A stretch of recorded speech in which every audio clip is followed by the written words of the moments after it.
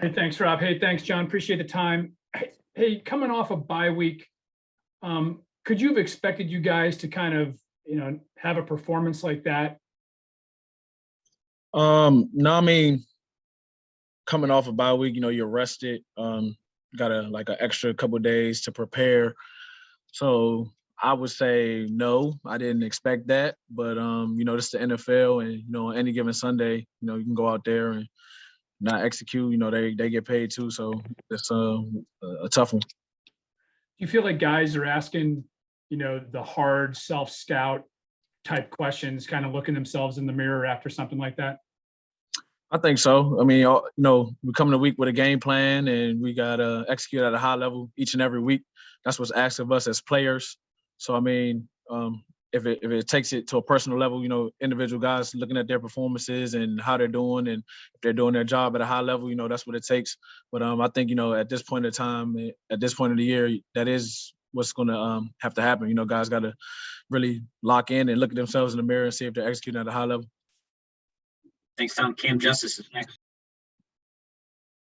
Hey, John, when you guys go back and you see what you guys have done in terms of the mistakes that you need to clean up, gap integrity, tackling issues, why do you think it has been so inconsistent where you are able to have a game that you play really well in terms of that, and then you kind of fall off? And then why do you think it's been so difficult for you guys to iron that out and make it consistent? I think it's just getting experience, getting reps underneath your belt. Each week presents different challenges, and you kind of have to learn how to morph, as a defense. And, some weeks it's going to be heavy pass, some weeks it's going to be heavy run.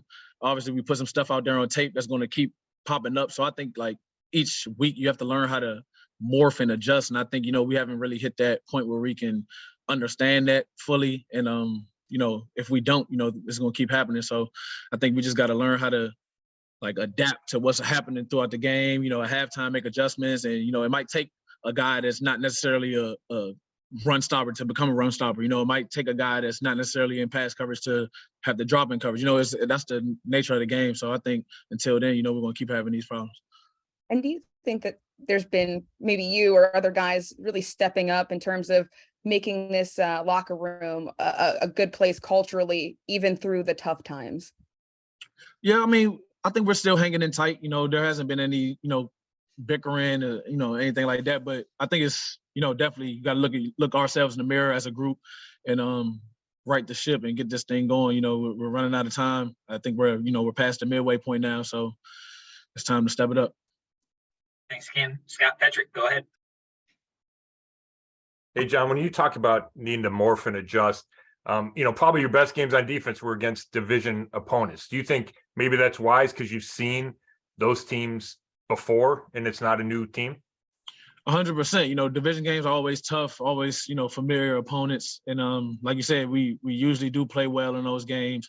And we have to take that same energy to maybe a not so familiar opponent, get to be familiar with them, watching the tape, understanding what they're trying to do. Coaches have a philosophy, even just from a head coach can get a job, his first year on the job, he's going to do what he was taught to do by his, his predecessors and stuff like that. So just getting familiar with opponents and like I said, morphing into, a defense that can adapt to what they're presenting. I think that is going to help. But like you said, the division games were usually on top of things. So, we just got to find a way to make it similar. So being able to adjust, is that more of a coach thing or a player thing? I mean, it's both. All schemes work, all game plans are effective. It's just you got to go out there and execute at a high level. That's what we get paid to do. Regardless of what's called, you got to do your job at an extremely high level, better than the guy across from you. So it's both sides. Thank you, Scott. Jeff Shadell has our next question. Hey, John, when we talked to a couple of weeks ago, you said that guys have to prepare better, take tape home and all that business.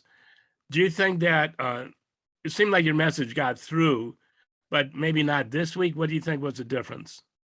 Yeah, I don't think it's so much of the preparation. Once that clock starts, on game day, you just got to execute. You can know what your assignment is. You can, know what route you're going to get. But, if you ain't going out there covering or going out there and standing in your gap, it doesn't really matter. So you're pretty much freestyling at that point. And So I don't think it's a matter of preparation. I just think, you know, when the bright lights turn on, like you got to execute. That's what we get paid to do. Thank you, Jeff. Let's go to Nate Ulrich.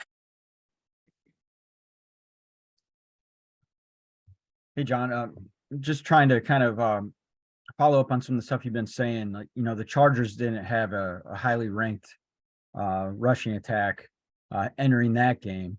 And then it seemed like the same kind of story yesterday, you know. Was it just, do you think everybody was just so, from, you know, a defensive standpoint, focused on their passing game that it was hard for you guys to adjust in real time when they were running it the way they were? Maybe a little bit. You know, our goal was definitely, you know, to keep the lid on number 10 and 17. You know, they've been killing their, I think, number 1 and number 4, you know, in the league in receiving yards. So, you know, that was definitely the emphasis. But, you know, the teams are going to run the ball. That's what we put on tape. You know, when they scout us, that's what we put on tape. So we knew that, you know, at any given moment they could try it. Their head coach was the run game coordinator in San Francisco. So, I mean, there was definitely a possibility and a strong possibility of them running the ball. So I don't think it was a lack of, you know, preparation or anything like that. I just think it's got to execute at a higher level. And, you know, just I want to ask a guy like you who's been around and, you know, is being counted on in a leadership role. A lot of fans, you know, point to, you know, video on the internet, and they say, you know, there's not the effort that the Browns need. Do you see that? Do you see the effort you guys need, or is it lacking in your mind? I mean, I think you can always do better. I don't think guys are just going out there letting people score. I don't think that at all. You can always ramp it up a little bit, but no, we're trying it. We're giving it our all. If a guy isn't, I don't think he'll be playing on this defense. So I don't think that's really a big thing, but it's just execution has to be high. Thanks, Nate. Next is Darren Ryder.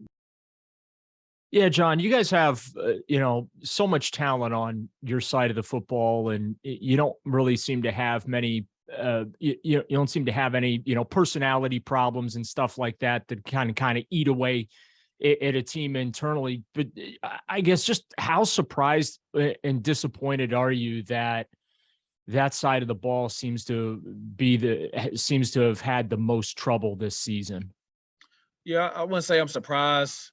Definitely disappointed. You know, I think, you know, on our side of the ball, we could have won, you know, a couple more games for us.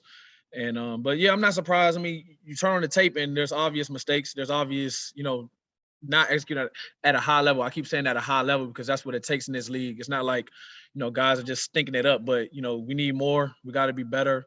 And, you know, whatever it takes, we got to get it done. And how do you had mentioned earlier, there's not a lot of bickering going on behind the scenes. Guys are still pretty cohesive. How do you maintain that going forward, regardless of what the results going forward might be? How do you keep the team together so that doesn't start to pop up? Because I'm sure, as you know, it's pretty easy for that type of stuff to happen when things don't go your way. Yep, 100%. You know, we just got to keep pushing. Stay at it, you know, keep hammering, keep our head down. That's what, you know, this city and that's what this organization is about. So, you know, like I said, it's a good thing that we don't have, you know, any static, but like we want to win. We want to win for the fans. We want to win for the city. So we just got to keep our head down, keep grinding, keep pushing. Thanks, Sean. We'll go to Mary Kay Cabot. This will be our last question for John. John, I'm going to try to ask 2 here real quick. So the first one is, you know, it's halfway through the season. So what can you guys do at this point to actually get better at tackling and your run defense? So that's number 1. And then I'll just ask the second one real quick. And I'll remind you what it is later if you end up forgetting. But, you know, Miles talked about, hey, we've got the Bills and the Bucks up next. We have to win both of them. But there's no way that, you know, those guys are, you know, we feel they're unbeatable. You know, we still feel super confident. So that'll be my follow-up question. But the first one again is, what can you do now to get the run defense improved? Yeah, I mean, just cut it loose. I mean, watch the tape. I feel like it's you can see a little bit of hesitancy, you know, like guys being hesitant. Just cut it loose, have fun, you know, enjoy what you're doing, understand why we're doing certain things, and just do it at a high level. I think just don't be so uptight. You know, we know what we're going to get. Like, just understand it. You know, have a calm presence about yourself and just cut it loose. In addition to what Miles said, he's exactly right. I mean, Buffalo, they're coming off of a loss.